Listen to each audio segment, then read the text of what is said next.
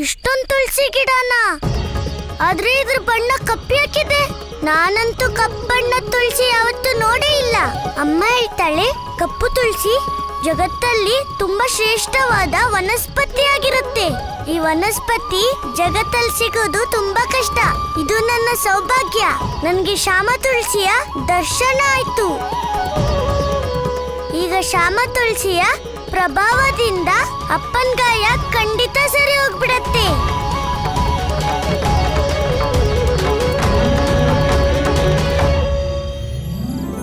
ಪ್ರಭು, ಇದು ನನ್ನ ಸೌಭಾಗ್ಯ. ಈ ಪರ್ವತದಲ್ಲಿ ನನಗೆ ನಿಮ್ಮ ದರ್ಶನವಾಯಿತು. ಗೋಲೋಕದಿಂದ ಈ ಪೃಥ್ವಿಗೆ ಬರುವಾಗ ನಾನು ಮರೆವಿನಿಂದ ಈ ಪರ್ವತ ತಲುಪಿದ್ದೆ. ಅಂದಿನಿಂದ ನಿಮಗಾಗಿ ಕಾಯುತ್ತಿದ್ದೆ ಪ್ರಭು. ಇಂದು ನೀವು ಇಲ್ಲಿಗೆ ಬಂದು ನನ್ನನ್ನು ಈ ಪರ್ವತದಿಂದ ಮುಕ್ತಗೊಳಿಸಿದಿರಿ ಪ್ರಭು. ಇನ್ನು ನನ್ನ ಸೋದರಿ ತುಳಸಿಯಂತೆಯೇ ಶ್ಯಾಮ ತುಳಸಿಯಾದ ನನಗೂ ಈ ಜಗತ್ತಿನಲ್ಲಿ ಸ್ಥಾಪಿತವಾಗುವ ಮಾರ್ಗ ಸಿಕ್ಕಂತಾಯಿತು. ನಾನು ನಿಮಗೆ ಎಂದಿಗೂ ಆಭಾರಿಯಾಗಿರುವೆ ಪ್ರಭು.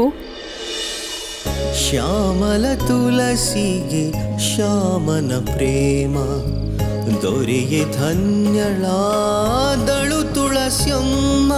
ಪ್ರಭುವಿನ ಸೇವೆಗೆ ಒದಗುವ ಯೋಗ ಬಂದಿರೆ ಮುದವನು ತಳೆಯುತ್ತ ಬೇಗ. ಧನ್ಯ ಭಾವದಲ್ಲಿ ಎರಗುತ್ತಲಾಗ ಹರಿ ಸೇವೆಗೆ ಮುಡಿ ಬಿಟ್ಟಳು ತನನೆ. ಗೈದಳು ಮನದೊಳು ಕೃಷ್ಣನ ಭಜನೆ. ಕೃಷ್ಣ, ಬೇಗ ಮುಗ್ಸು. ಆ ರಾಕ್ಷಸ ಯಾವಾಗ ಬೇಕಾದ್ರೂ ಇಲ್ಲಿ ಬರ್ಬೋದು. ಮನುಷ್ಯ ರಕ್ತ!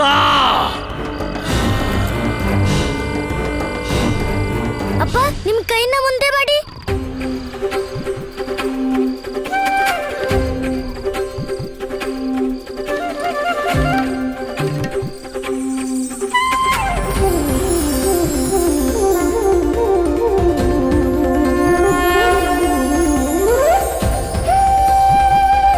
ಕೃಷ್ಣ, ಇದಂತೂ ಮೊದಲಿನ ತರಾನೇ ಸರಿ ಹೋಯ್ತು.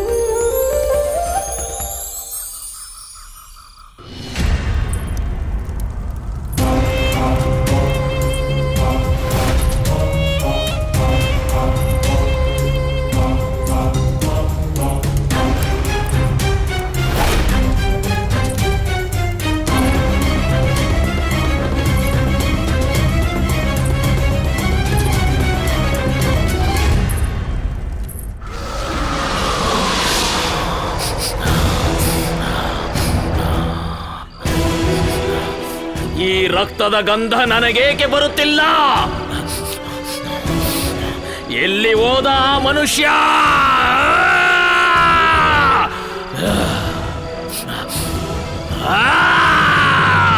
ಅಪ್ಪ, ಇನ್ನ ವ್ಯೋಮಾಸುರ ನಮ್ಮೆಲ್ರ ಹಿಂದೆ ಬರೋಕ್ಕಾಗಲ್ಲ. ಆ ರಾಕ್ಷಸ ಇಲ್ಲಿಗೆ ಬರೋಕ್ಕೂ ಮೊದ್ಲು ನಾವು ಇಲ್ಲಿಂದ ಹೊರಟೋಗ್ಬೇಕಪ್ಪ. ಬನ್ನಿ ಅಪ್ಪ, ಬನ್ನಿ.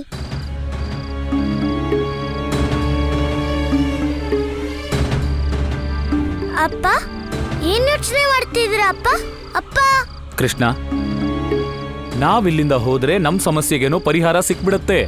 ಆದ್ರೆ ಅದಾದ್ಮೇಲೆ ಎಷ್ಟು ಮನುಷ್ಯರು ವ್ಯೋಮಾಸುರಂಗ ಆಹಾರ ಆಗ್ತಾರೋ. ನಾವ್ ಎಲ್ಲಿವರೆಗೂ ಈ ಸಮಸ್ಯೆನ ಬೇರ್ ಸಮೇತ ಕಿತ್ತಾಕಲ್ವೋ ಅಲ್ಲಿವರೆಗೂ ನಾವಿಲ್ಲಿಂದ ಹೋಗೋದು ಸರಿಯಲ್ಲ. ಚಿಕ್ಕಪ್ಪ, ನೀವಂತೂ ನಮ್ ಮನ್ಸಿನ ಮಾತೆ ಹೇಳಿದ್ರಿ. ನಾನ್ ಬಂದಿದ್ದೆ ನರಭಕ್ಷಕ ರಾಕ್ಷಸನ ಅಂತ್ಯ ಮಾಡೋದಕ್ಕೆ. ಅಣ್ಣ, ಅಮ್ಮ ಹೇಳ್ತಾಳೆ ಪಾಪಿನ ಕ್ಷಮಿಸ್ಬೇಕು, ಆದ್ರೆ ಪಾಪನ ಅಲ್ಲ. ಕೃಷ್ಣ, ನನಗೇನು ಅರ್ಥ ಆಗಿಲ್ಲ. ಅಣ್ಣ, ವ್ಯೋಮಾಸುರ ನರಭಕ್ಷಕ. ಯಾಕಂದ್ರೆ ಅವನಿಗೆ ಯಾವತ್ತೂ ಬೇರೆ ಯಾವ್ದು ಭೋಜನ ಸಿಕ್ಕೇ ಇಲ್ಲ. ಈಗ ನಾವು ಅವನಿಗೆ ಸಾತ್ವಿಕ ಭೋಜನ ಕೊಟ್ಟು ಬಿಟ್ರೆ ಅವನು ಅಧರ್ಮದ ಕೆಲ್ಸನ ಬಿಟ್ಬಿಡ್ತಾನೆ. ಕೃಷ್ಣ, ಒಂದ್ಸಲ ಯಾರ ಬಾಯಿಗಾದ್ರೂ ರಕ್ತ ಬಿದ್ರೆ ಅವ್ನ್ ಯಾವತ್ತೂ ಒಳ್ಳೆನಾಗೋದಿಲ್ಲ. ನನ್ ಮಾತ್ ಕೇಳು, ಆ ಪಾಪಿನ ಅಂತ್ಯ ಮಾಡ್ಬಿಡು. ಪಾಪ ತಾನಾಗೆ ಹೊರಟು ಹೋಗುತ್ತೆ. ಇಲ್ಲ ಬಲರಾಮ, ಕೃಷ್ಣ ನಿಜಾನೇ ಹೇಳ್ತಿದ್ದಾನೆ. ಶಕ್ತಿ ಪ್ರಯೋಗ ಮಾಡಿ ನಾವ್ ಆ ವ್ಯೋಮಾಸುರನ್ನ ಗೆಲ್ಲಕ್ಕಾಗಲ್ಲ. ಆದ್ರೆ ಅವನ್ಗೆ ಸಾತ್ವಿಕ ಆಹಾರ ಕೊಟ್ರೆ ನಾವು ಅವನ್ನ ತಡೆಯಕ್ಕಾದ್ರೂ ಆಗ್ಬಹುದೇನೋ. ಅಣ್ಣ, ಈಗ ಅರ್ಥ ಮಾಡ್ಕೊ ನೀನು. ನಾವು ವ್ಯೋಮಾಸುರಂಗೆ ಒಂದ್ ಅವಕಾಶ ಕೊಡ್ತಿದ್ದೀವಿ. ಅವನೇನಾದ್ರೂ ನಮ್ ಭೋಜನನ ಸ್ವೀಕಾರ ಮಾಡದೇ ಇದ್ರೆ ಅವನು ನಿನ್ನ ಹತ್ರ ತಿಂತಾನೆ. ಸರಿ ಕೃಷ್ಣ, ನಾನು ವ್ಯೋಮಾಸುರನ್ಗೆ ಸಾತ್ವಿಕ ಭೋಜನ ಮಾಡಕ್ಕೆ ಏರ್ಪಾಡ್ ಮಾಡ್ತೀನಿ. ಸರಿ ರಾಧೆ, ನೀನ್ ಭೋಜನ ತಯಾರಿಸು. ಅಣ್ಣ, ನೀನ್ ಅಪ್ಪನ ಜೊತೆನೇ ಇರು. ನಾನು ನರಭಕ್ಷಕನ ತಡಿತೀನಿ, ಸರಿನಾ? ಕೃಷ್ಣ, ಕೃಷ್ಣ!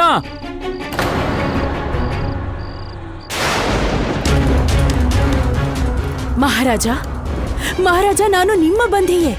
ಮತ್ತೀಗ ನನ್ನನ್ನು ಈ ಕಾರಾಗೃಹದಲ್ಲಿ ಬಂಧಿಸುವ ಯಾವ ಅವಶ್ಯಕತೆ ಇದೆ?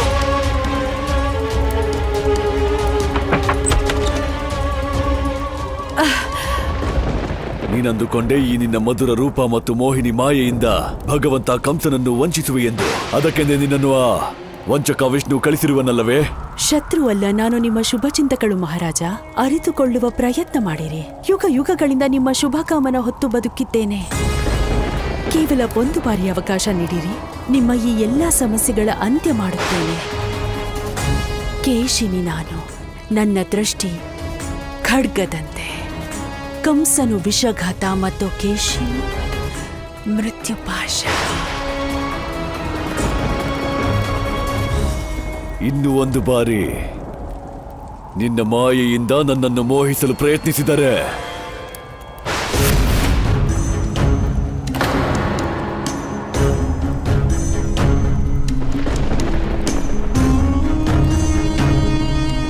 ಕಟಾರಿಯ ರಕ್ತ ಒಣಗಿದೆ, ಅರ್ಥಾತ್ ಆ ವಿಷ್ಣು ವ್ಯೋಮ ಪರ್ವತದಲ್ಲಿ.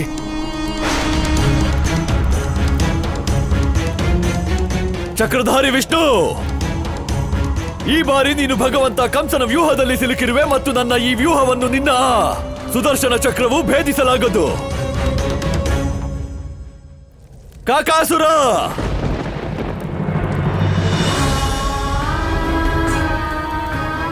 ಮಹಾರಾಜ, ವರ್ತಮಾನದ ಸಮಸ್ಯೆಯಲ್ಲಿ ನೀವು ಈ ರೀತಿ ಮುಳುಗಿದ್ದೀರಿ. ನಿಮ್ಮದೇ ಸ್ವರ್ಣಮಯ ಅತೀತವನ್ನು ಮರೆತಿದ್ದೀರಿ. ಅದಕ್ಕೆಂದೇ ನಾನು ನಿಮ್ಮ ಪತ್ನಿ ಕೇಶಿನಿ, ನೀವು ತ್ರಿಲೋಕ ವಿಜೇತ ಕಾಲನೇಮಿ ಎಂದು ಎಲ್ಲಿಯವರೆಗೂ ನಿಮಗೆ ನೆನಪಿಸುವುದಿಲ್ಲವೋ ಅಲ್ಲಿಯವರೆಗೂ ನಾನು ಇಲ್ಲಿಂದ ಹೋಗುವುದಿಲ್ಲ.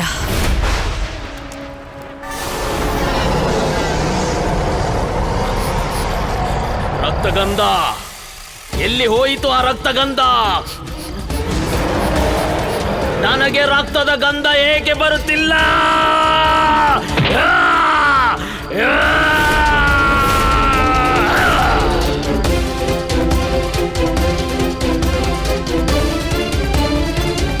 ವ್ಯೋಮಾಸುರ, ಇಷ್ಟು ಕೋಪದಿಂದ ಯಾರನ್ನು ಹುಡುಕ್ತಿದ್ಯಾ?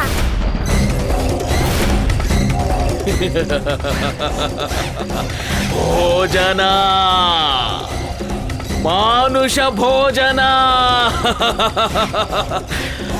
ಆದರೆ ಇಷ್ಟೊಂದು ಚಿಕ್ಕದೇ ಮಾನುಷ ಬಾಲಕ. ಅಮ್ಮ ಹೇಳ್ತಾಳೆ, ಬಹಳ ಕೆಟ್ಟವನಾಗಿರೋ ವ್ಯಕ್ತಿಯೊಳಗೂ ಒಳ್ಳೆ ಮನ್ಸು ಜೀವಂತವಾಗಿರತ್ತಂತೆ. ಮತ್ತೆ ನಾವು ಮಾಡ್ಬೇಕಾಗಿರೋದೇನಂದ್ರೆ ಅವನಿಗೆ ಅರ್ಥ ಮಾಡಿಸೋದು. ಇವತ್ತು ಹೇಗಾದ್ರೂ ಮಾಡಿ ಈ ವ್ಯೋಮಾಸುರಂಗೆ ಸಾತ್ವಿಕ ಭೋಜನದ ಅರ್ಥ ತಿಳಿಸಲೇಬೇಕು. ಅಲ್ಲೇ ನಿಂತ್ಕೋ ವ್ಯೋಮಾಸುರ.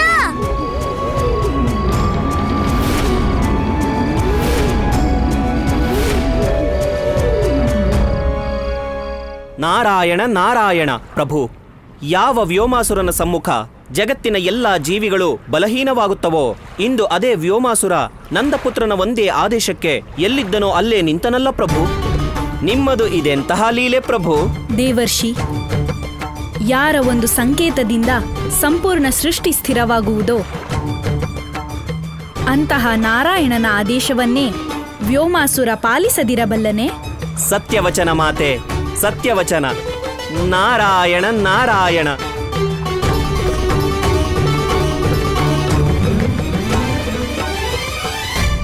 ವ್ಯೋಮಾಸುರ, ನನ್ಗೆ ಖುಷಿ ಆಗ್ತಿದೆ ನೀನು ನನ್ ಮಾತ್ ಕೇಳ್ತೀಯ ಅಂತ. ಮತ್ತೀಗ ನಾನು ಹೇಳೋದನ್ ಕೇಳಿದ್ರೆ ನೀನು ಯಾವತ್ತೂ ಭೋಜನಕ್ಕಾಗಿ ಇಷ್ಟೊಂದು ಕೋಪಿಸ್ಕೊಳ್ಳೋ ಅಗತ್ಯ ಇರಲ್ಲ. ಇಲ್ಲ ಬಾಲಕ, ನೀನೇ ನನ್ನ ಭೋಜನ, ಮಾನುಷ ಭೋಜನ. ಹಾ ಹಾ, ನನ್ ಗೊತ್ತಿದೆ. ಆದ್ರೆ ನಿನ್ನ ತಿನ್ಬೇಕಂತಿದ್ರೆ ಇಷ್ಟೊಂದು ಆಶ್ರಯ ಏನಕ್ಕೆ ಪಡ್ತಿದ್ಯಾ? ನಾನೇನು ಓಡೇನು ಹೋಗ್ತಾ ಇಲ್ವಲ್ಲ. ಮೊದ್ಲು ನನ್ ಮಾತ್ ಕೇಳಿಸ್ಕೊ, ಅದಾದ್ಮೇಲೆ ನಿನ್ನ ತಿನ್ನೋದಾದ್ರೆ ತಿನ್ಬೋದು. ಯಾಕಂದ್ರೆ ನಾನು ನಿನ್ ಮುಂದೆನೇ ಇದ್ದೀನಿ. ಸರಿನಾ ವ್ಯೋಮಾಸುರ? ಧೈರ್ಯಶಾಲಿ ಭೋಜನ. ವ್ಯೋಮಾಸುರ, ನನ್ ಭೋಜನ ಅಲ್ಲ, ರಾತ್ರಿ ನಾನ್ ಧೈರ್ಯಶಾಲಿ ಅಂತ ಹೌದು. ಗೊತ್ತಿದ್ಯಾ ಯಾಕಂತ? ಯಾಕಂದ್ರೆ ನಾನ್ ಸಾತ್ವಿಕ ಭೋಜನ ಮಾಡ್ತೀನಿ. ನೀನು ಕೂಡ ನಂತರನೇ ಧೈರ್ಯದಿಂದ ಖುಷಿಯಾಗಿರ್ಬೇಕು ಅಂತಿದ್ರೆ ನೀನು ಮನುಷ್ಯ ಭೋಜನ ಬಿಟ್ಬಿಟ್ಟು ಸಾತ್ವಿಕ ಭೋಜನನ ಆರಂಭ ಮಾಡ್ಕೋ.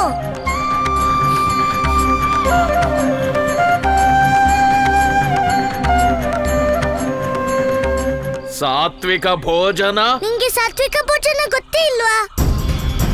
ಈ ಜಗತ್ತಲ್ಲಿ ತುಂಬಾ ರುಚಿಯಾದ ಭೋಜನ ಅಂದ್ರೆ ಅದೇ. ರಾಧೆ ನಿನ್ಗೆ ಸಾತ್ವಿಕ ಭೋಜನ ಮಾಡ್ತಿದ್ದಾಳೆ, ನೋಡ್ತಿರು. ಈಗ ಒಂದ್ ಬಾರಿ ನೀನ್ ಅದ್ರ ರುಚಿ ನೋಡಿದ್ರೆ ಮನುಷ್ಯ ಭೋಜನನ ನೀನ್ ಎಂದೆಂದಿಗೂ ಬಿಟ್ಟೇ ಬಿಡ್ತೀಯ. ನಿಲ್ಲಿಸು ಬಾಲಕ, ಸಾತ್ವಿಕ ಬೇಡ, ನೀನೇ ನನ್ನ ಭೋಜನ, ಮಾನುಷ ಭೋಜನ.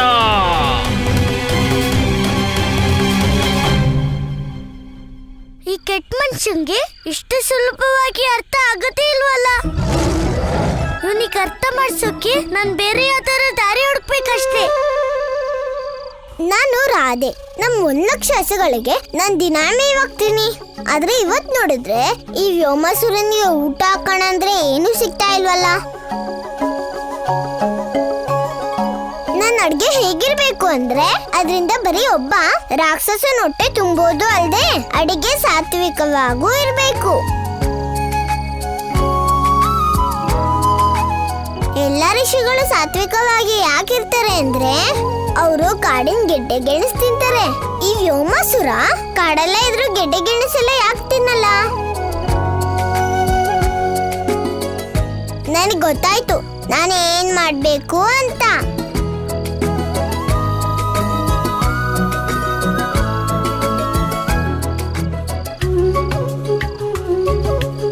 ನಾನು ಏನ್ ಹುಡುಕ್ತಾ ಇದ್ದೀನೋ ಅದು ನನಗೆ ಇಲ್ಲೇ ಸಿಗತ್ತೆ ಅನ್ಸುತ್ತೆ.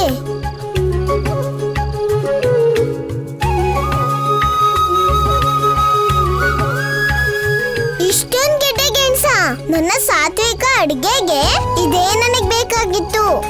ಇದೇ ಗೆಡ್ಡೆ ಗೆಣಸ ಹಾಕಿ ನಾನು ವ್ಯೋಮಾಸುರನ್ಗೆ ಅಡಿಗೆ ಮಾಡ್ತೀನಿ.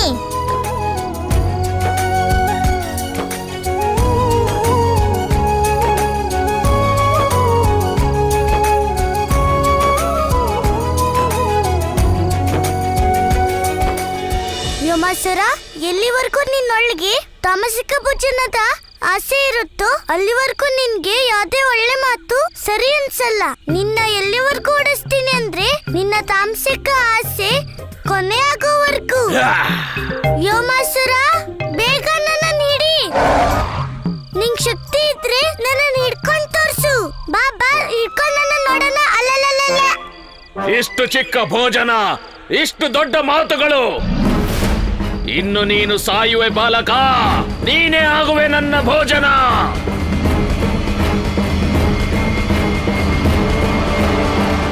ವ್ಯೋಮಾಸುರ, ಈ ಕಡೆ ಬಾ, ಈ ಕಡೆ.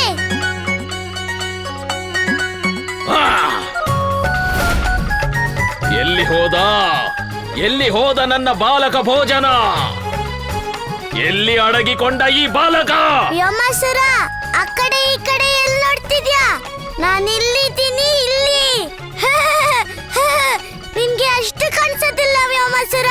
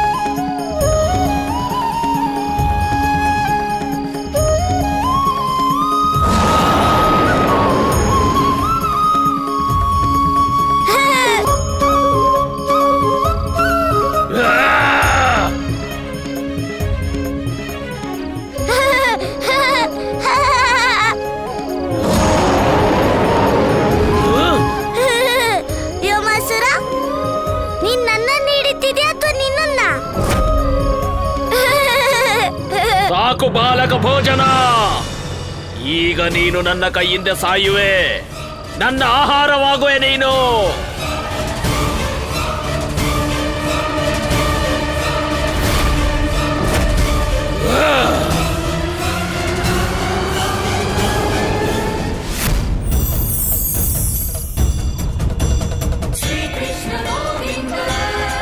ಪ್ರಭು, ಸೃಷ್ಟಿಯ ಕಣಕಣದಲ್ಲೂ ನಿಮ್ಮದೇ ವಾಸವಿದೆ.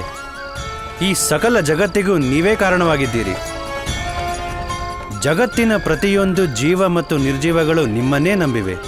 ನಿಮ್ಮದೇ ಆಶ್ರಯದಲ್ಲಿರುವ ನಾನು ನಿಮಗೆ ಅಹಿತ ಹೇಗೆ ಉಂಟು ಮಾಡಲಿ ಪ್ರಭು?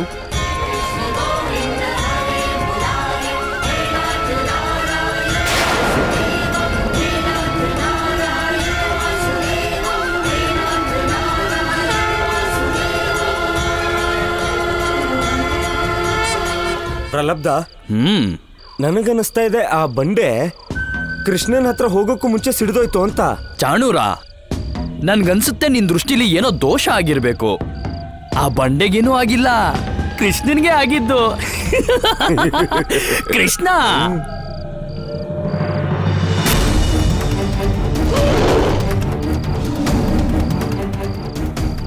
ಈ ರಾಕ್ಷಸಂಗೆ ಎಷ್ಟು ಹಸುವಿದೆ ಅಂದ್ರೆ ಅದಕ್ಕೋಸ್ಕರ ಇವನೇನ್ ಬೇಕಾದ್ರೂ ಮಾಡ್ತಾನೆ.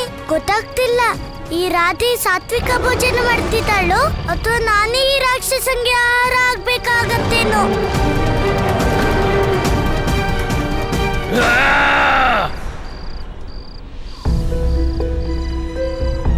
ಈಗೇನಂತೀಯ? ದೃಷ್ಟಿ ದೋಷ ಯಾರಿಗಿರೋದು? ಆದ್ರೆ ಈ ತರ ಆಗೋಕ್ ಹೇಗ್ ಸಾಧ್ಯ?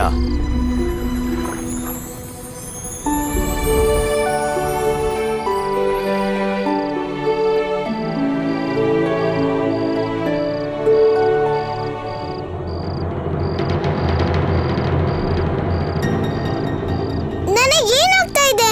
ನಾನು ಯಾಕೆಲ್ಲ ಹೂತೋಗ್ತಾ ಇದ್ದೀನಿ?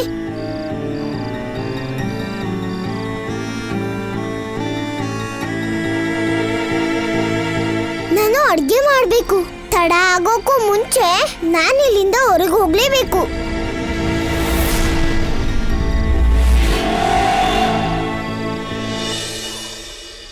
ಈ ಗೆಡ್ಡೆ ಗೆಣಸಿಂದಾನೇ ನನ್ ಭಾರ ಹೆಚ್ಚಾಗಿ ಹೋಗಿದೆ.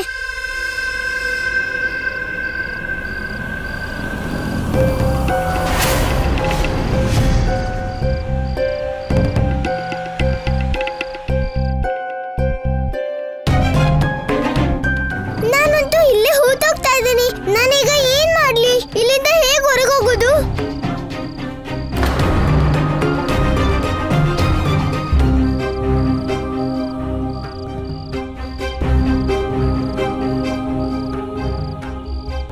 ರಾಧೆ ಬಗ್ಗೆನೂ ಗೊತ್ತಾಗ್ತಾ ಇಲ್ಲ, ಈ ಕೃಷ್ಣನ್ ಬಗ್ಗೆನೂ ಗೊತ್ತಾಗ್ತಾ ಇಲ್ಲ. ಇವರಿಬ್ರು ಅದೆಲ್ಲ ಹೋದ್ರು.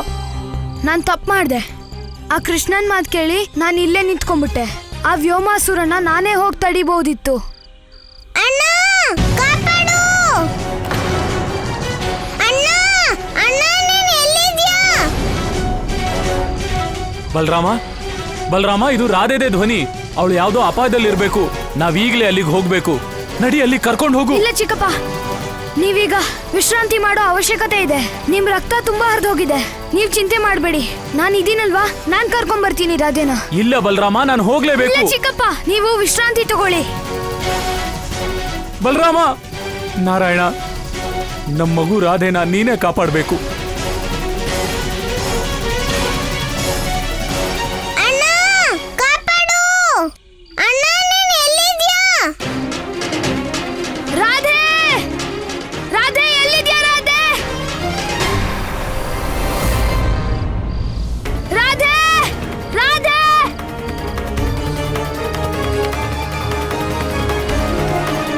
ಕಾಪಾಡಣ್ಣ!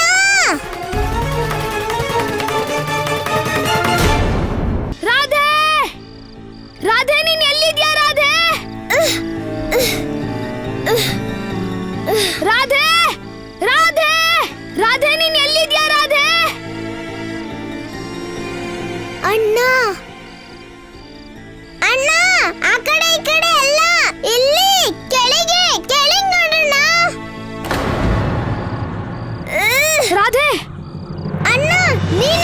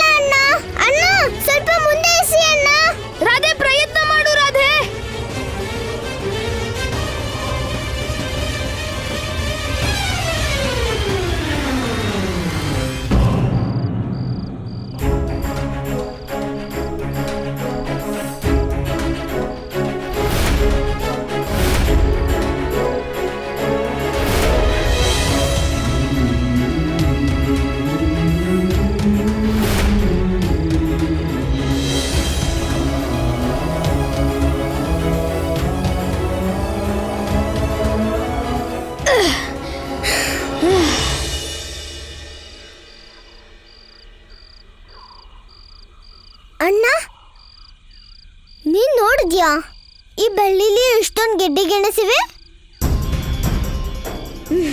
ರಾಧೆ, ಇಲ್ಲಿ ನಿನ್ ಜೀವಕ್ಕೆ ಅಪಾಯ ಆಗ್ತಿತ್ತು, ಆದ್ರೆ ನೀನ್ ನೋಡಿದ್ರೆ ಆ ಗಡ್ಡೆ ಬಗ್ಗೆ ಮಾತಾಡ್ತಿದ್ಯಲ್ಲ. ಅಣ್ಣ, ನನಗೊಂದೇ ಚಿಂತೆ, ಆ ವ್ಯೋಮಾಸುರನ್ಗೆ ಅಡಿಗೆ ಹೇಗ್ ಮಾಡೋದು ಅಂತ. ಆದ್ರೆ ನೀನಂತೂ ನನ್ನೆಲ್ಲ ಚಿಂತೆನೂ ದೂರ ಮಾಡ್ಬಿಟ್ಟೆ ಅಣ್ಣ.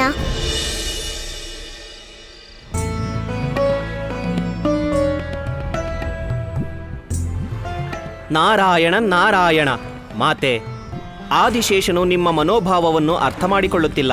ಆದರೆ ಸತ್ಯ ಇದೇ ಅಲ್ಲವೇ ಮಾತೆ? ನಿಮಗೆ ನಿಮ್ಮ ಜೀವನಕ್ಕೂ ಅಧಿಕವಾಗಿ ವ್ಯೋಮಾಸುರನ ಹಸಿವಿನ ಚಿಂತೆ ಇದೆ ಅಲ್ಲವೇ ಮಾತೆ?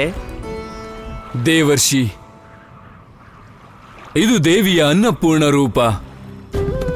ಅವಳು ಜಗತ್ತಿನ ಪಾಲನೆ ಪೋಷಣೆಗಾಗಿ ಕ್ಷಣ ಕ್ಷಣವೂ ಚಿಂತಿಸುತ್ತಿರುತ್ತಾಳೆ. ಮತ್ತು ದೇವಿ ಲಕ್ಷ್ಮಿಯ ಹಾಗೆಯೇ ಜಗತ್ತಿನ ಪ್ರತಿಯೊಂದು ಸ್ತ್ರೀ ಹೃದಯದಲ್ಲಿ ತನ್ನ ಪರಿವಾರಕ್ಕಾಗಿ ಇದೇ ಭಾವವಿರುತ್ತದೆ. ಮತ್ತು ಅದಕ್ಕೆಂದೇ ಪ್ರತಿಯೊಬ್ಬಳು ಸ್ತ್ರೀಯನ್ನು ಲಕ್ಷ್ಮೀ ಸ್ವರೂಪ ಎಂದು ಕರೆಯುತ್ತಾರೆ. ಸತ್ಯವಚನ ಪ್ರಭು, ಸತ್ಯವಚನ. ನಾರಾಯಣ ನಾರಾಯಣ.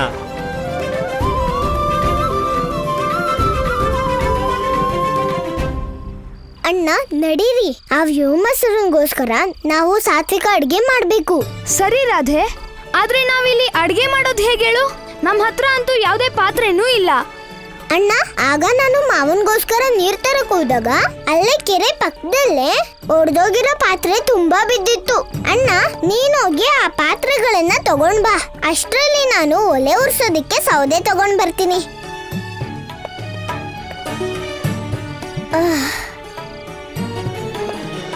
ಕಾಕಾಸುರ,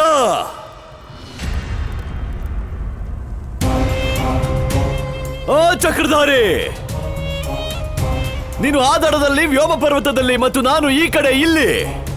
ಇಷ್ಟೊಂದು ಪ್ರತೀಕ್ಷೆಯ ನಂತರ ಇಷ್ಟೊಂದು ದೂರ, ಇದಂತೂ ಅನ್ಯಾಯವೇ. ಮತ್ತು ಭಗವಂತ ಕಂಸ ಯಾರ ಜೊತೆಯೂ ಅನ್ಯಾಯವಾಗಲು ಬಿಡಲಾರ. ನೀನು ಚಿಂತಿಸುವಂತಹ ಅವಶ್ಯಕತೆ ಇಲ್ಲ. ನಾನೇ ಸ್ವತಃ ಬರುತ್ತೇನೆ ನಿನಗೆ ದರ್ಶನ ಕೊಡಲು. ಕಾಕಾಸುರ,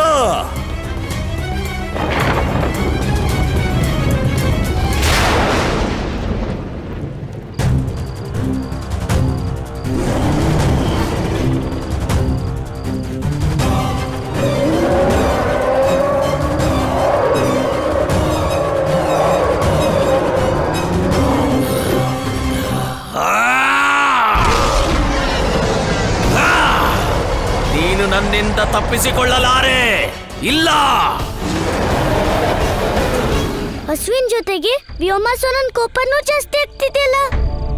ಪ್ರಲಬ್ಧ, ಯಾವ ವ್ಯೋಮಾಸುರನ್ನ ನೋಡಿದ್ರೆ ಎಂತೆಂತವ್ರಿಗೋ ಗಂಟ್ಲು ಒಣಗು ಹೋಗುತ್ತೋ ಅಂತವನ್ಗೆನೆ ಈ ಕೃಷ್ಣ ಗಂಟ್ಲಲ್ಲಿ ಸಿಕ್ಕಿರೋ ಮೂಳೆ ಆದಂಗಾಗಿದ್ದಾನೆ. ಚಾಣೂರ, ಈ ವ್ಯೋಮ ಪರ್ವತಕ್ಕೆ ಯಾರು ಬಂದ್ರು ಅವ್ರು ಎಷ್ಟೇ ಪ್ರಯತ್ನ ಪಟ್ರು ಅಷ್ಟೇ ಅವ್ರು ತಮ್ಮ ಮೂಳೆನ ಮುರ್ಕೊಂಡೇ ಹೋಗೋದು.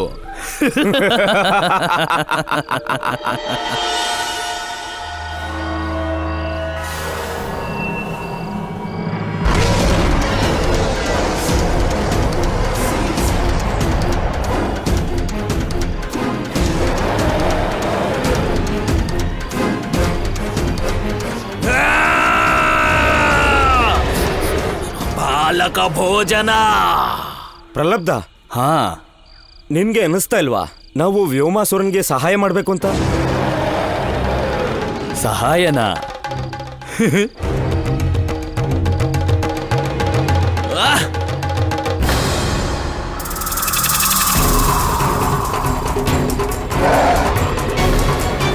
ಪ್ರಲಬ್ಧ, ಇದಕ್ಕೆ ಹೇಳೋದು ಸೂರ್ಯಂಗೆ ಬೆಳಕು ಕೊಡೋದು ಅಂತ.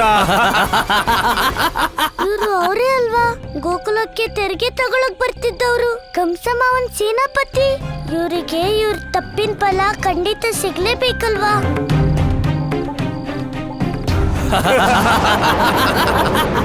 ಅಲ್ಲೇ ನಿಂತ್ಕೋ ವ್ಯೋಮಾಸುರ, ಇಲ್ಲಾಂದ್ರೆ ನನ್ಗೆ ಬೇರೆ ದಾರಿ ಇಲ್ದೇನೆ ನಿನ್ ಮೇಲೆ ಪ್ರಹಾರ ಮಾಡ್ಬೇಕಾಗತ್ತೆ.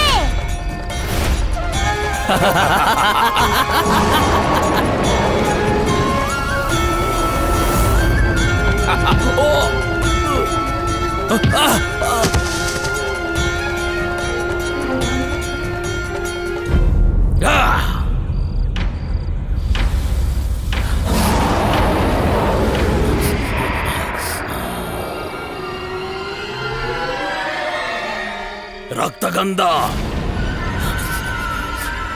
ಭೋಜನ.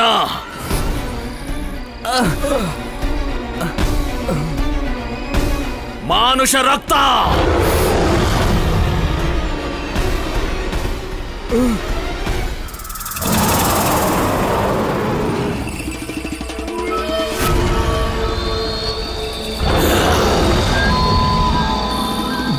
ಮಾನುಷ ಭೋಜನ. ವ್ಯೋಮಾಸುರ, ನಾವು ನಿನ್ನ ಶತ್ರುಗಳಲ್ಲ, ಭಗವಂತ ಕಂಸರ ಭಕ್ತರು ನಾವು. ಹಾ ವ್ಯೋಮಾಸುರ, ನಿನ್ನ ಭೋಜನಕ್ಕೆ ವ್ಯವಸ್ಥೆ ನಾವು ಮಾಡ್ತೀವಿ. ನಮ್ಮನ್ನು ಬಿಟ್ಬಿಡು ವ್ಯೋಮಾಸುರ. ಭೋಜನ. ಭಗವಂತ ಕಂಸ ಈಗ ನಮ್ಮನ್ನ ಭಗವಂತ ಕಂಸರೇ ಕಾಪಾಡಬೇಕು. ಭಗವಂತ ಕಂಸರಿಗೆ ಜೈ. ಭಗವಂತ ಕಂಸರಿಗೆ ಜೈ. ಭಗವಂತ ಕಂಸರಿಗೆ ಜೈ. ಭಗವಂತ ಕಂಸರಿಗೆ.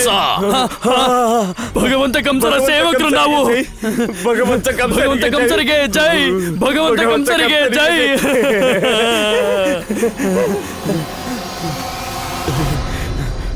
ವ್ಯೋಮಾಸುರ, ಕಂಸರ ಶತ್ರು ಅಲ್ಲಿದ್ದಾನೆ, ಆ ಕಡೆನೇ ಇದ್ದಾನೆ. ಈಗ ನಾನು ಯಾವ ರೀತಿ ಜಾಗ ಹುಡುಕ್ಬೇಕಂದ್ರೆ ಆ ಜಾಗದಲ್ಲಿ ವ್ಯೋಮಾಸುರಂಗೂ ನನ್ನ ನೋಡ್ಕಕ್ಕಾಗ್ಬಾರ್ದು. ಇಲ್ಲ ಅಂದ್ರೆ ಈ ನರಭಕ್ಷಕಂಗೆ ಆಹಾರ ಆಗೋದ್ರಿಂದ ನನ್ನನ್ನು ಯಾರೂ ತಡೆಯಕ್ಕಾಗಲ್ಲ. ರಾಧೆ, ತಗೋ ಇದನ್ನ.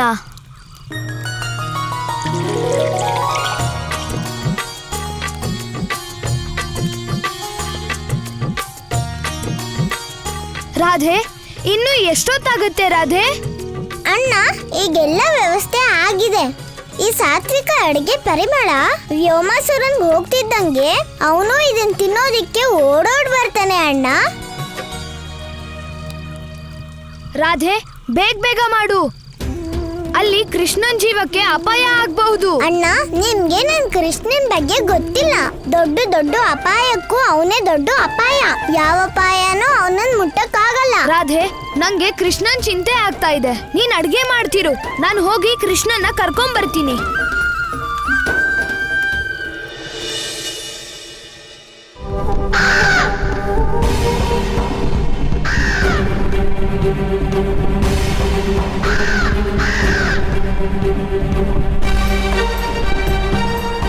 ಓ ವಂಚಕ ವಿಷ್ಣು, ಇಂದು ನಾನು ಎಂದೆಂದಿಗೂ ಜಗತ್ತಿನಿಂದ ನಿನ್ನ ಮೋಸವನ್ನು ಸಮಾಪ್ತ ಮಾಡಲು ಬರುತ್ತಿರುವೆ.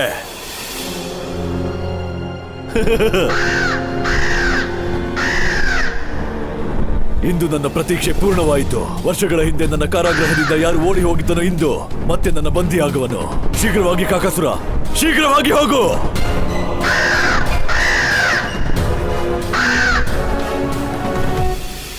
ಇಲ್ಲಿವರೆಗೂ ವ್ಯೋಮಾಸುರ ಬರ್ಬೇಕಂದ್ರೆ ತುಂಬಾ ಕಷ್ಟ ಪಡ್ಬೇಕಾಗತ್ತೆ. ಶ್ರಮ ಪಟ್ಟಷ್ಟು ಹಸು ಆಗತ್ತೆ. ಮತ್ತಮ್ಮ ಹೇಳ್ತಾಳೆ, ಹಸಿಕೊಂಡಿರೋರ್ಗೆ ರುಚಿನೇ ಬೇಕಿಲ್ವಂತೆ. ಹಂಗಂದ್ರೆ ಮನುಷ್ಯಂಗೆ ಹಸು ಆದಾಗ ರುಚಿ ಹೆಂಗಿದೆ ಅಂತ ಹೇಳೋಕ್ಕಾಗೋದಿಲ್ಲ. ಅವನ್ಗೇನ್ ಸಿಕ್ಕಿದ್ರು ಕೂಡ ಅದನ್ನ ತಿನ್ಬಿಡ್ತಾನೆ. ಇದು ಮನುಷ್ಯರಿಗೆ ನಿಜ ಆದ್ರೆ ವ್ಯೋಮಾಸುರಂಗೂ ಕೂಡ ಇದು ಖಂಡಿತ ನಿಜಾನೇ. ಇವನ್ಗೆ ಹಸುವನ್ನ ಸಹಿಸ್ಕೊಳಕ್ ಆಗ್ತಿದ್ರೆ ಅವನು ಮನುಷ್ಯ ಭೋಜನ ಬಿಟ್ಟು ಸಾತ್ವಿಕ ಆಹಾರನೇ ತಿನ್ಬೇಕಾಗತ್ತೆ. ಅವನೇನಾದ್ರೂ ಒಂದ್ಸಲ ಸಾತ್ವಿಕ ಭೋಜನ ತಿನ್ಬಿಟ್ರೆ ಅವನ್ ಖಂಡಿತ ಸರಿ ಹೋಗ್ತಾನೆ. ಅಷ್ಟ್ರಲ್ಲಿ ರಾಧೆ ಅಡ್ಗೆ ಮುಗಿಸ್ಬೇಕು. ಕೃಷ್ಣ, ಕೃಷ್ಣ, ಅಣ್ಣ, ಕೃಷ್ಣ, ನೀನಲ್ಲಿ ಆ ಬಂಡೆ ಮೇಲೆ ಏನ್ ಮಾಡ್ತಿದ್ಯಾ ಕೃಷ್ಣ? ಹೌದು, ವ್ಯೋಮಾಸುರ ಎಲ್ಲಿದ್ದಾನೆ ಕೃಷ್ಣ? ಅಣ್ಣ, ನಾನು ಅವನನ್ನೇ ಹುಡುಕ್ತಿದ್ದೀನಿ.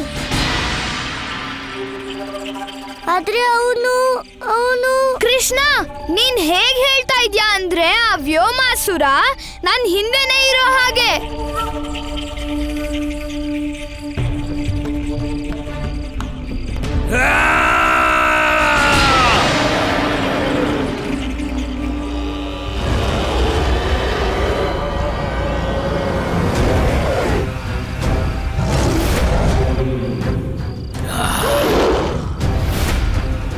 ಮನುಷ್ಯ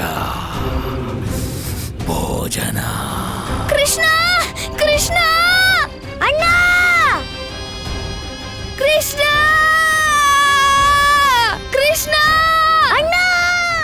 ಈ ಬಲರಾಮ ತಾನೇ ದೊಡ್ಡ ಬಲಶಾಲಿ ಅನ್ಕೊಂಡಿದ್ದಾನೆ.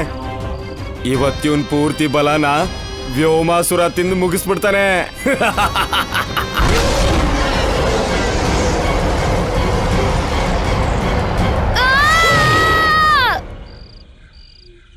ಅಣ್ಣ, ನಾನ್ ಬರ್ತಾ ಇದ್ದೀನಣ್ಣ.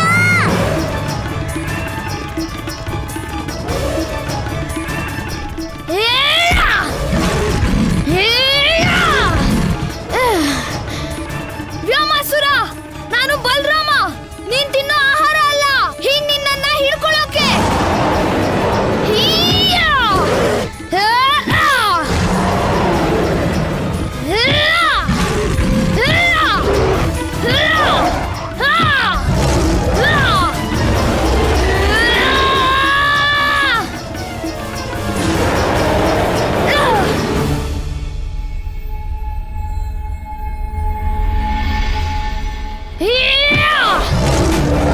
ವ್ಯೋಮಾಸುರ, ನೋಡ್ತಿರು, ಇವತ್ತಿನ ಗೊತ್ತಾಗುತ್ತೆ ಮನುಷ್ಯರನ್ನ ತಿನ್ನೋದು ಸ್ವಲ್ಪನೂ ಸರಿಯಲ್ಲ ಅಂತ. ನಾರಾಯಣ ನಾರಾಯಣ. ಪ್ರಭು, ಇಂದು ನನಗೆ ಅನಿಸುತ್ತಿದೆ ಈ ವ್ಯೋಮಾಸುರನ ಪಾಪದ ಕೊಡ ತುಂಬಿ ಹೋಗಿದೆ. ಈಗ ಶೇಷಾವತಾರ ಬಲರಾಮನ ಕೈಯಿಂದ ಅವನ ಅಂತ್ಯ ನಿಶ್ಚಿತವೇ ಪ್ರಭು. ದೇವರ್ಷಿ, ಅಧರ್ಮಿ ವ್ಯೋಮಾಸುರನ ಅಂತ್ಯ ಅವಶ್ಯ ಹೌದು, ಆದರೆ ಶೇಷಾವತಾರನ ಮೂಲಕ ಅಲ್ಲ. ನಾರಾಯಣ ನಾರಾಯಣ. ನನಗರ್ಥವಾಯಿತು ಪ್ರಭು. ಇದರ ಅರ್ಥವೇನೆಂದರೆ ಈಗ ನರಭಕ್ಷಕ ವ್ಯೋಮಾಸುರನ ಅಂತ್ಯ ಶೇಷಾವತಾರನ ಕೈಯಲ್ಲಲ್ಲ, ಬದಲಾಗಿ ನಂದಪುತ್ರನ ಕೈಯಲ್ಲೇ ಇದೆ. ನಾನು ಸರಿಯಾಗಿ ಹೇಳಿದ್ದೇನೆ ಪ್ರಭು? ಇದೇ ವಿವಶತೆ ದೇವರ್ಷಿ. ವ್ಯೋಮಾಸುರನ ಅಂತ್ಯ ಕೃಷ್ಣನ ಮೂಲಕವೂ ಆಗುವುದಿಲ್ಲ. ನಾರಾಯಣ ನಾರಾಯಣ. ನೀವೀಗ ಏನು ಹೇಳುತ್ತಿದ್ದೀರಿ? ಈಗ ವ್ಯೋಮಾಸುರನ ಅಂತ್ಯ ಬಲರಾಮ ಮತ್ತು ನಂದಪುತ್ರರಿಂದಲೂ ಆಗದಿದ್ದರೆ ಈ ಜಗತ್ತಿನಲ್ಲಿ ಇನ್ಯಾರಿದ್ದಾರೆ ಪ್ರಭು? ವ್ಯೋಮಾಸುರನಿಗೆ ಯಾರು ಪಾಪದಿಂದ ಮುಕ್ತಿ ನೀಡುವರು? ದೇವಿ, ಈ ಸಮಯ ಶೇಷನ ರಕ್ಷಣೆಗಾಗಿ ಏನಾದರೂ ಮಾಡುವುದಿದ್ದರೆ ಅದು ಕೇವಲ ನಿನ್ನಿಂದ ಮಾತ್ರ ಸಾಧ್ಯ.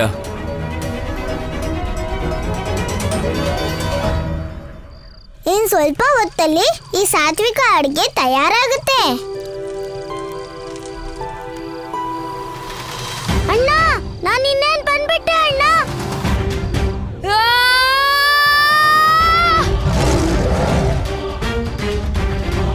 ಅಣ್ಣ,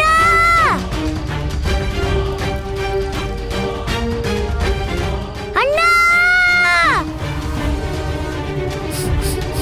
ಭೋಜನ.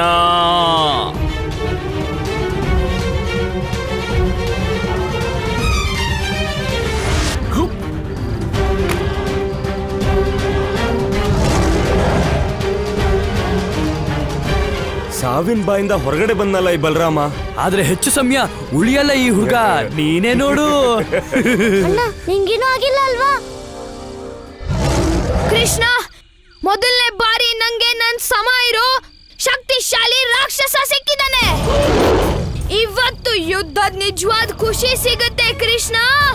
ಅಣ್ಣ, ಈ ಅಣ್ಣಂಗಂತೂ ಹೇಗ್ ನನ್ಗೆ ಬೆಣ್ಣೆ ಪ್ರೀತಿನೋ ಹಾಗೆ ಇವನ್ಗೆ ಯುದ್ಧ ಅಂದ್ರೆ ಇಷ್ಟ. ವ್ಯೋಮಾಸುರ, ನೀನ್ ನನ್ನನ್ನ ನಿನ್ನ ಆಹಾರ ಮಾಡ್ಕೋಬೇಕು ಅನ್ಕೊಂಡಿದ್ದೆ ಅಲ್ಲ? ಬಾ ನೋಡೋಣ, ಇವತ್ ಗೊತ್ತಾಗೇ ಬಿಡ್ಲಿ ನಾನು ನಿನ್ನ ಆಹಾರನೋ ಇಲ್ವೋ ನಿನ್ ಮೃತ್ಯುನೋ.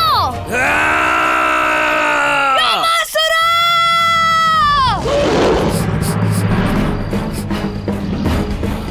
ಭೋಜನ. ಭೋಜನ. ಭೋಜನ. ಮನುಷ್ಯ ಭೋಜನ ಅಂತ ಹೇಳ್ತಾ ಹೇಳ್ತಾ ಇದ್ದಕ್ಕಿದ್ದಾಗೆ ಭೋಜನ ಭೋಜನ ಅಂತಿದ್ದಾನಲ್ಲ. ಮತ್ತಿವನ್ ಎಲ್ಲಿ ಹೋಗ್ತಿದ್ದಾನೆ? ಅಣ್ಣ, ನನ್ಗನಿಸ್ತಿದೆ ರಾಧೆ ಮಾಡ್ತಿರೋ ಆಹಾರದ ಪರಿಮಳ ವ್ಯಾಮಾಸುರನ್ವರ್ಗೂ ಬಂದ್ಬಿಟ್ಟಿದೆ ಮತ್ತವನು ಅದೇ ಕಡೆ ಹೋಗ್ತಿದ್ದಾನಣ್ಣ. ಆದ್ರೆ ನಮ್ಮಿಬ್ರ ಯುದ್ಧ ಹಾಗೆ ಉಳಿತಲ್ವಾ ಕೃಷ್ಣ? ಅವನ್ ಯುದ್ಧ ಬಿಟ್ಟಾಕಿ ಹೇಗ್ ಹೋಗಕ್ಕಾಗತ್ತೆ?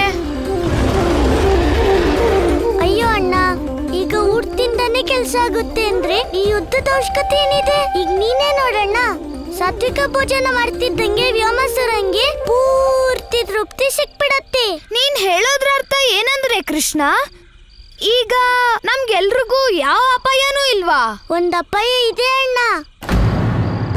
ಆಹಾರದಿಂದ ಸಿಗೋ ತೃಪ್ತಿಗೂ ಮೊದ್ಲು ರಾಧೆ ಅವನ್ ಕೈಲಿ ಸಿಕ್ಕಾಕೋಬಿಟ್ರೆ? ಇದ್ರ ಅರ್ಥ ಏನಂದ್ರೆ ನಾವ್ ಆದಷ್ಟು ಬೇಗ ರಾಧೆ ಹತ್ರ ಹೋಗ್ಬೇಕಾಗತ್ತೆ. ನಾರಾಯಣ ನಾರಾಯಣ ಪ್ರಭು, ನನಗೀಗ ಅರ್ಥವಾಗುತ್ತಿಲ್ಲ. ಯಾವ ವ್ಯೋಮಾಸುರ ವರ್ಷಗಳಿಂದ ನರಭಕ್ಷಣೆ ಮಾಡುತ್ತಾ ಬಂದಿದ್ದಾನೋ ಅವನು ಇದ್ದಕ್ಕಿದ್ದಂತೆ ಸಾತ್ವಿಕ ಭೋಜನದ ಕಡೆ ಆಕರ್ಷಿತನಾದುದು ಹೇಗೆ ಪ್ರಭು? ಅವನ ರುಚಿ ಮತ್ತು ಸ್ವಭಾವದಲ್ಲಿ ಇಷ್ಟೊಂದು ದೊಡ್ಡ ಪರಿವರ್ತನೆಯೇ? ಇದು ಹೇಗೆ ಸಾಧ್ಯವಾಯಿತು ಪ್ರಭು? ದೇವರ್ಷಿ, ನೀವಿಂದು ಮರೆತಿದ್ದೀರಿ. ಇಂದು ವ್ಯೋಮಾಸುರ ನಿರಂತರ ಪ್ರಭುವಿನ ಹಿಂದೆಯೇ ಓಡುತ್ತಿದ್ದನು. ಮತ್ತು ಯಾರೇ ಆಗಲಿ ಸತ್ಯ ಮತ್ತು ಆದಿಯ ಆಧಾರ ಶ್ರೀಹರಿ ನಾರಾಯಣನ ಹಿಂದೆ ಅಲೆದಾಗ ಅವರ ಸ್ವಭಾವದಲ್ಲಿ ಇಂತಹ ಪರಿವರ್ತನೆ ಆಗುವುದು ಸ್ವಾಭಾವಿಕವೇ. ಸತ್ಯವಚನ ಮಾತೆ, ಸತ್ಯವಚನ. ದೇವಿ, ವ್ಯೋಮಾಸುರನು ಸಾತ್ವಿಕ ಭೋಜನದ ಮೇಲೆ ಆಕರ್ಷಿತನಾಗಿದ್ದರ ಹಿಂದೆ ಒಂದೇ ಕಾರಣವಿದೆ, ಮತ್ತು ಅದರ ಕಾರಣ ವ್ಯೋಮಾಸುರನ ಹಿಂದಿನ ಜನ್ಮದ್ದು.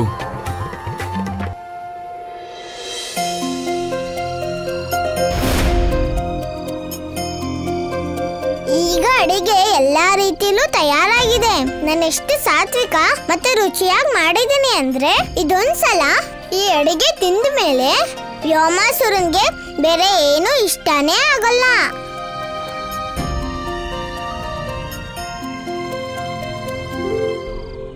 ಆದ್ರೆ ಅಣ್ಣ ಕೃಷ್ಣನ್ ಕರ್ಕೊಂಡು ಇನ್ನೂ ಯಾಕೆ ಬಂದಿಲ್ಲ?